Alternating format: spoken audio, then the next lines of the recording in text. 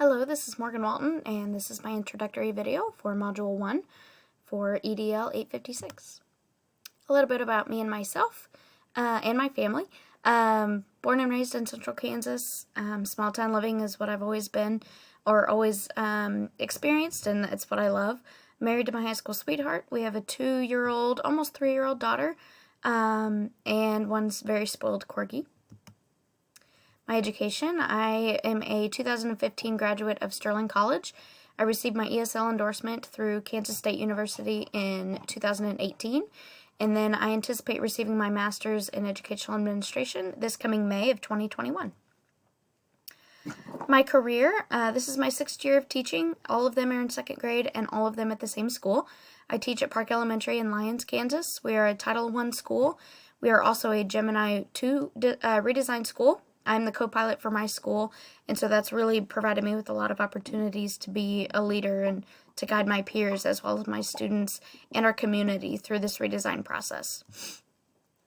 For my transition slide, I wanted to put this quote in here just because I love it and I think it fits perfectly for this course.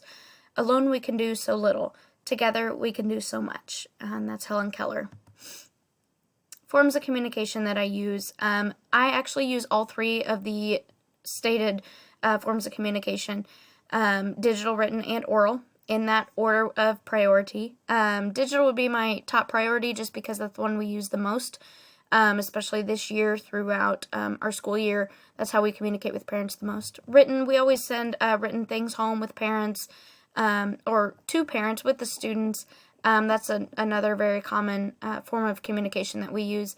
And then oral would be, this year is definitely the lowest on the list just because we aren't able to do as many face-to-face things with parents as we have in the past. But it's definitely something that we need to continue to do. So the tools that we use to communicate in these ways, all of mine are actually school provided. So we have Seesaw for Schools that was purchased in the spring of last year, and we actually continued it through this year, and that's been our main form of communication with parents digitally. Our school district also uses Remind, so I'm able to utilize that as well. And then Zoom, we use a lot with students. I've actually done it with parents as well when they're struggling, so that's been another great form of communication. And then a lot of technology are the tools that I definitely need, such as the laptop and computer that are provided, the iPad, the printer. We also have webcams and document cameras that have really assisted us in this process. Any tools that I wish I could use, but I can't, I don't really have any, because any form of communication tool that I wish I could have, we already have it, or if I were to request it, it would be approved, where my district is really flexible with that.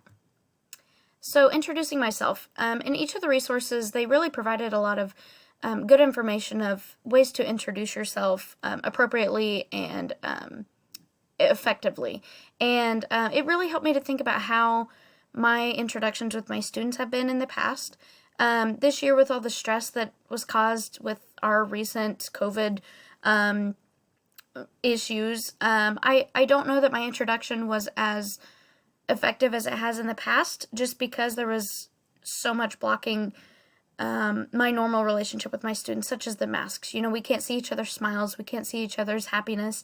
So it's really been an adjustment to smile with my eyes and use my voice to show the students how proud of them I am, or how happy I am, or the different things that they're feeling as well. So a teacher's first impression with their students really does set the tone for the relationship. I pride myself on having relationships with my students and having proper classroom management, and this year it's really been a struggle. But communicating that with my students and with my parents and my peers and with my current administrator have really helped me to build on that and understand that we can always reintroduce ourselves once we gather the things that we need. Parents meeting the teacher also want to know that their child's in a safe place, that they're in good hands, and that they're going to be learning everything they should be learning while they're in school. So that first impression really is very important. What methods might I use to introduce myself as a new building leader? I definitely would like to use the oral communication as much as possible. You know, face-to-face discussion with parents and administrators is so important because it just helps everyone feel so valued and important in the relationship. And when parents feel valued, then they're going to be more pleased and they're going to communicate better, just like an administrator would. Obviously, digital and written communication is always going to be a little easier, just because you can reach people without, trying to figure out when everybody can meet. But I still feel like the oral communication is the best way to start. My current district actually doesn't have a set of strategic policies for communicating effectively. If we did, I would follow them, but there is still constant communication between administrators and the teachers. But it's all about how to effectively communicate, but it's just not written down. So there's always resources that we can use and people we can go to talk about this. And obviously, our administrators are always willing to give advice if necessary. I did include my correlation, relevance, and reflection pieces in here, but they are also posted on my main post, so I won't go over these. And then I also included my references at the end. Thank you.